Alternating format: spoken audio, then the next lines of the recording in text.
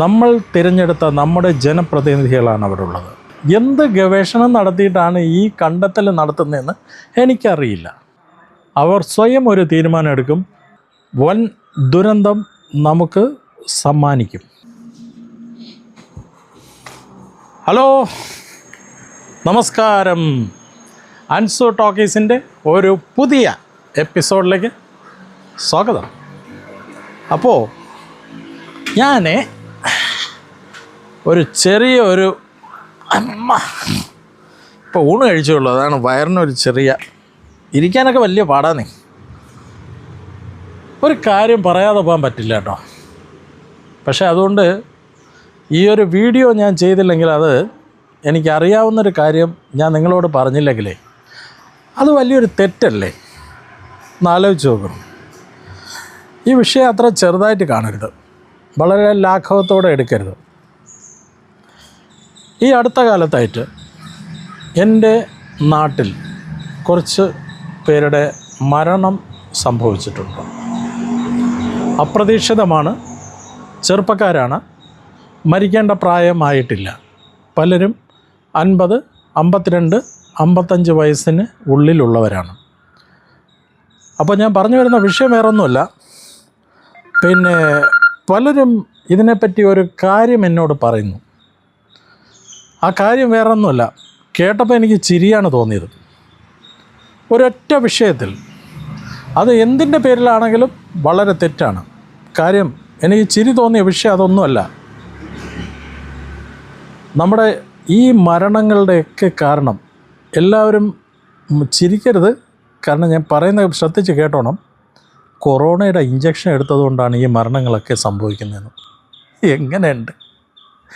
World health organisation അംഗീകരിച്ച് പലവിധ പരീക്ഷണങ്ങളൊക്കെ നടത്തി ലോകമൊട്ടുക്ക് പല രാജ്യങ്ങളും അതിൻ്റെ എല്ലാവിധ നിരീക്ഷണങ്ങളും പൂർത്തിയാക്കി മറ്റ് ജീവികളിലൊക്കെ നടത്തി അത് പൂർണ്ണമായും വിജയമാണെന്ന് കണ്ടെത്തിയതിന് ശേഷം മനുഷ്യരിൽ പ്രയോഗിച്ചു തുടങ്ങിയ ഈ മരുന്ന് കാരണമാണ് ഇവിടെ ഇത്രയും ഹൃദ്രോഗം വരുന്നത്, ഇത്രയും ആൾക്കാർ പെട്ടെന്ന് വീണ് മരിക്കുന്നത് എന്നാണ് നമ്മുടെ നാട്ടുകാർ കണ്ടെത്തിയിരിക്കുന്നത്. നല്ല രസമുണ്ടല്ലേ കേട്ടിട്ട്? ഇവർ ഏത് ലാബിൽ പോയി പരിശോധിച്ചിട്ട് എന്ത് ഗവേഷണം നടത്തിയിട്ടാണ് ഈ കണ്ടെത്തൽ നടത്തുന്നതെന്ന് എനിക്കറിയില്ല. ഞാനിത് പറയുന്നത് വേറൊന്നും കൊണ്ടല്ല. നമ്മുടെ ഈ ലോകത്ത് പലതരത്തിലുള്ള സാംക്രമിക രോഗങ്ങളും പകർച്ചവ്യാധികളും ഒക്കെ പല സന്ദർഭത്തിലും അതിഥിയെപ്പോലെ കടന്നു വന്നെന്നിരിക്കും. അന്നൊക്കെ നമ്മുടെ സർക്കാർ പല മുൻകരുതലും എടുക്കുകയും ഇതുപോലുള്ള പല പുതിയ മരുന്നുകളും ജനങ്ങൾക്ക് നൽകിക്കൊണ്ട് രോഗത്തെ പ്രതിരോധിക്കാൻ സർക്കാർ ശ്രമിച്ചെന്ന് വരും, ആരോഗ്യവകുപ്പ്. അപ്പോൾ ഈ സന്ദർഭത്തിൽ ഇത്തരത്തിൽ ചെയ്യുന്ന ഈ മെഡിസിൻ അത് മരണം ഉണ്ടാക്കും, ആൾക്കാരിൽ അകാല മരണം സംഭവിക്കാൻ ഇടയാകും എന്നുള്ള ഒരു ഭീതി ഇത്തരത്തിൽ ഏതെങ്കിലും ഒരു രാഷ്ട്രീയ നേട്ടത്തിന് വേണ്ടിയിട്ടോ മറ്റോ ആരെങ്കിലും ഉപയോഗിച്ചാൽ നാളെ ജനങ്ങൾ അത് സർക്കാരിൻ്റെ വാക്ക് കേൾക്കാൻ ഭയപ്പെടും. കൊറോണ പോലെയുള്ള മാറാവ്യാധികൾ വൻ ദുരന്തം നമുക്ക് സമ്മാനിക്കും. ഇനി എനിക്കിപ്പോൾ തോന്നുന്ന ഒരു കാര്യം ഞാൻ പറയാം. മിക്കവാറും ആൾക്കാരിൽ കുറേ പേരുടെയെങ്കിലും മനസ്സിൽ ഈ ഒരു തെറ്റിദ്ധാരണ പടർന്നിട്ടുണ്ട്. അപ്പോൾ ഈ തെറ്റിദ്ധാരണ മനസ്സിലുള്ള ആൾക്കാർ ഇനി യാതൊരു കാരണവശാലും ഇതുപോലുള്ള എന്തെങ്കിലും, കൊറോണ പോലുള്ള എന്തെങ്കിലും ഒരു മഹാമാരി വന്നാൽ അതിനെതിരെ എന്തെങ്കിലും പ്രതിരോധ നടപടിയെന്നോണം ആരോഗ്യവകുപ്പ് ഏതെങ്കിലും ഒരു മരുന്ന് നിർദ്ദേശിച്ചാൽ അവർ സ്വയം ഒരു തീരുമാനം എടുക്കും, ഞാനിത് ഉപയോഗിക്കില്ല, ഉപയോഗിച്ചാൽ ഇത്തരത്തിൽ ദുരന്തം ഉണ്ടാവുന്നു. അതിന് ഇടവരുത്തുന്ന ഇത്തരം കുപ്രചരണങ്ങൾ പാടെ അവഗണിക്കുക. നമ്മൾ നമ്മുടെ വൈദ്യശാസ്ത്രത്തിലും നമ്മുടെ സർക്കാരിലും, അത് സംസ്ഥാനമായിക്കോട്ടെ ദേശീയമായിക്കോട്ടെ, വിശ്വാസമർപ്പിക്കുക. നമുക്ക് ദോഷം വരുന്ന ഒരു കാര്യങ്ങളും കേരള സർക്കാരായാലും ഭാരത സർക്കാരായാലും ചെയ്യില്ല. അത് 100% ഉറപ്പാണ്.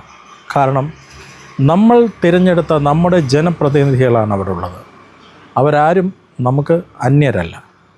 അവരുടെ നിർദ്ദേശം എന്ന് പറയുന്നത് ആരോഗ്യവകുപ്പിൻ്റെ ശക്തമായിട്ടുള്ള ഉറപ്പിന്മേൽ മനുഷ്യരാശിക്ക് യാതൊരു ദോഷവും വരുത്തുന്നതല്ല എന്ന വിശ്വാസത്തിന്മേൽ അവർ സർക്കാരിന് കൊടുക്കുന്ന ഉറപ്പിന്മേലാണ് സർക്കാർ ഓരോ ഉത്തരവുകളും നടപ്പാക്കുന്നത്. അല്ലാതെ ഒരു രാഷ്ട്രീയ പാർട്ടിയോ ഒരു സർക്കാരോ എടുക്കുന്ന ഒരു തീരുമാനമല്ല. അത് നമ്മൾ ആദ്യം മനസ്സിലാക്കണം. അതുകൊണ്ട് ഈ ഒരു വിഷയത്തിൽ ഇത്തരത്തിലുള്ള ഊഹാപോഹങ്ങൾക്ക് നമ്മൾ ഒരു ഇടയും കൊടുക്കരുത്, ഒരു സ്ഥാനവും കൊടുക്കരുത്.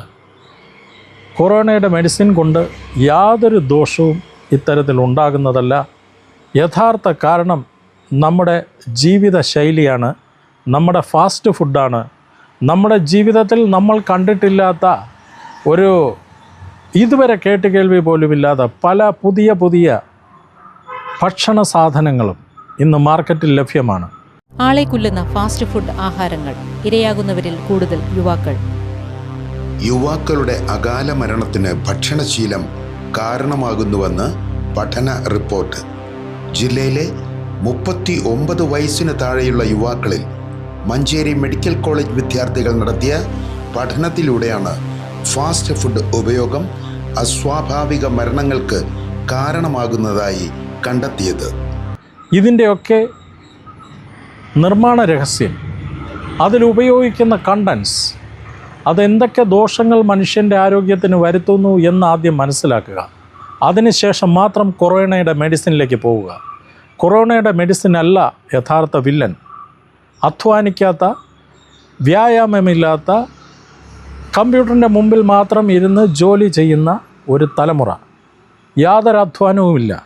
കഴിക്കുന്നതാകട്ടെ ഇതുപോലുള്ള പുതിയ പുതിയ രുചികരമായ ഭക്ഷണ പദാർത്ഥങ്ങളും ലഹരിയുടെ ഉപയോഗവും. അതിൻ്റെയൊക്കെ പരിണിത ഫലമാണ് ഈ കാണുന്ന അത്യാഹിതങ്ങൾ, മരണങ്ങൾ, ദുരന്തങ്ങൾ.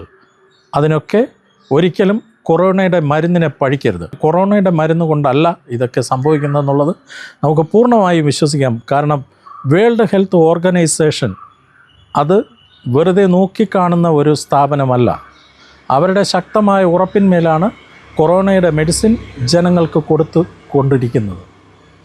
ആ വിശ്വാസത്തിന്മേൽ നമ്മൾ മുന്നോട്ട് പോവുക.